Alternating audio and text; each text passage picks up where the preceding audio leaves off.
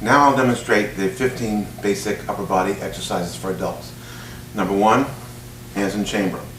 When we're doing our stepping for the 15 basic uppers, we do a sweeping step. It looks like this. Sweep your step, foot out, and to measure it properly for side-to-side distance and front to back, the toes of your rear foot should be lined up with the heel of your front foot. This is called a seison stance. That's the basic stance in Isshinryu. It's important because it gives you stability without compromising your ability to move quickly and efficiently. It's not too deep and keeps you pretty well balanced front to back, side to side. So when you do your sweeping step in, for example, you kind of keep your foot against the floor, sweep it in, and when we're stepping back, same thing in reverse, right side and left side. Number 1 of the uppers is called lunge punch. You do your sweeping step in, rotate the body and come in with a punch. Height, height, and come back. Number 2 is lunge uppercut. Step in. Lunge means you're punching off the front foot. Height, height. So the path is from chamber up and back with a little bit of a snap. 3 and 4 are reverse. That means we're punching off the rear foot. So now we step in with the left foot, punch, height, height, and we do same thing, reverse on the uppercut. Step in with the left foot, sweep it in, height, height, good. Now, with the uppercut, a little more complicated than the lunge punch. We're coming straight up, and then at the end, we rotate, and we're striking up underneath the chin with these knuckles. You want to get a little snap in there, a little power. Okay, now we start doing the fun part. This is with blocks. Number 5 is called low block punch. So you do your sweeping step back. Again, make sure you're in a good seison stance. Bring the left hand up by your ear. Do a sweeping block down, and then your punch. Height, same thing. Sweeping step back. Height, good.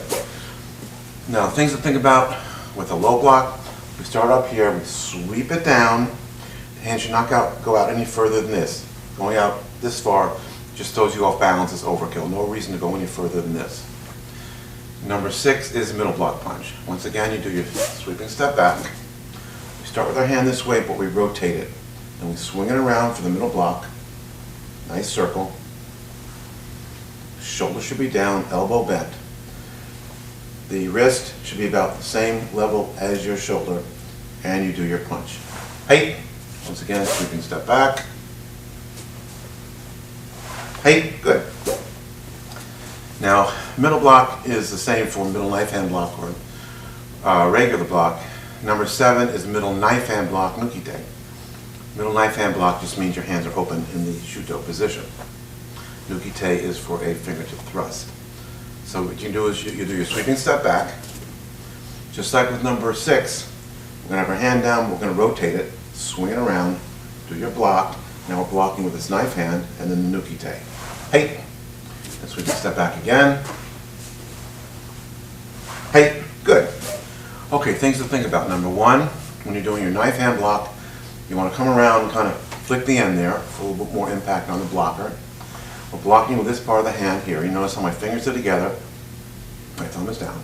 Nukite, we're aiming really for the sternum. Although for self-defense often it's more wise to do maybe the throat. Okay, that was number 7. Number 8 is a very dynamic and exciting technique. It's called high knife hand block uppercut. This is for when someone's trying to punch you in the nose. So you do your sweeping step back, do your high knife hand block, and then you'll be doing your uppercut. So what's happening is you do your block and you'll be pulling the person in down to you as you do the uppercut. Hey! So you kind of picture that where you're blocking the person and you're pulling them and you're blocking, grabbing the hand, pulling them into you, hey, and you nail them with the uppercut. Okay, that's number 8. Number 9 is a simple technique.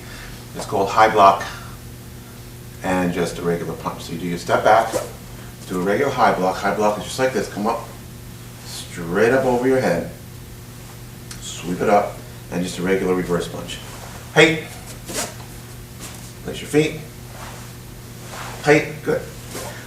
Now number 9 is really a setup for number 10. Number 10 is the same thing, but we're going to add one little tiny detail. It's called back fist. So what's happening is the person's punching in, you're stepping back, you deflect the punch to your nose with your high block, and then after it's deflected, you swing it around, snap the back fist into their face, height, and then you finish it off with the punch.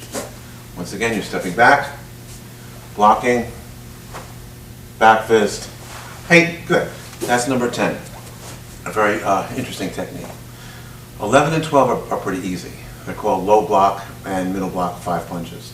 So you do your sweeping step in now. Now we're moving forward instead of back. You do your block, low block, and 5 punches. Height. Height. Okay. Now when you really do the block, of course, you want to come in and really snap it. For demonstration purposes, I'll do it slower so you can see the path of it. Number 12 is the same thing with middle block. Middle block, 5 punches. Same good stance, same good block, and 5 punches.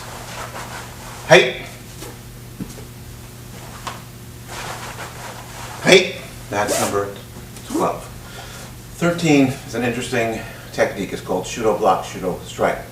I picture it as being a defense against somebody maybe trying to stab you in the abdomen with a knife. So, person's coming in with your strike, you do your sweeping step in, you come in and do a middle knife hand block. It's coming in this, if it was a low block, it would be here. This is kind of more in the middle to block the strike, and you come up here and do your shudo. Height. Block. Height. So the shudo starts this way. You're swinging it around, aiming for the person's neck.